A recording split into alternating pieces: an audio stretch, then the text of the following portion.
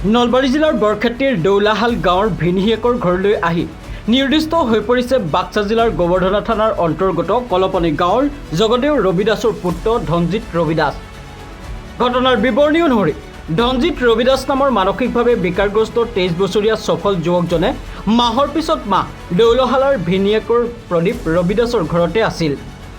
দৌলাহাল চক বজাৰত দুই এজন ব্যৱসায়ীৰ লগত মাজে সময়ে কাম কৰিছিল যুৱকজনে। যোৱা 19 আগষ্ট সোমবাৰে দৌলাহালত আৰম্ভ হোৱা ভাগৱত পথৰ শোভাযাত্ৰাত আহি সন্ধিয়ালৈকে ঘৰলৈ ঘূৰি নহাত বায়েক মনুমতী ৰবি দাসে নিজ ঘৰলৈ ফোন কৰাৰ লগতে সাম্ভাব্য আত্মীয়ক ফোন কৰি ভায়েকৰ খবৰ লৈ যদিও ক'তো সন্ধান নাপাই ভাগি পৰে।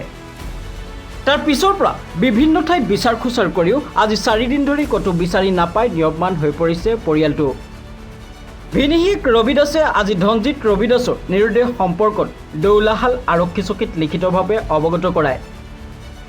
পিন্ধনত জিন্স পেণ্ট আৰু এটা হাত দীঘল সেউজীয়া ৰঙৰ টি চাৰ্ট মাগুৰ বৰণীয়া যুৱকজনৰ কোনো সদাশয় লোকে সন্ধান পালে 6000648228 আৰু 9365867503 মোবাইল নম্বৰত অথবা ওচৰৰ আৰক্ষীৰ লগত যোগাযোগ কৰিবলৈ পৰিয়ালৰ লোকে বিনম্ৰতাৰে আহ্বান জনাইছে। মোৰ নাম প্ৰদীপ ৰবি দাস, দৌলাহাল বাসন্দাৰে। মোৰ খুৰালি এটা ইয়াতে থাকে, মোৰ ঘৰতে থাকে। এই সোমবাৰে আপোনাৰ এই সভা মেলা যাত্ৰা এই আমাৰ কানাইগলা থানাত আছিল, সভা আছিল, চাব যায় তাৰ পৰা নহা হৈছে। ইয়াৰ পৰা ঘৰত অহাই নাই, আমি বিচাৰিলেও পোৱা নাই। গতিকে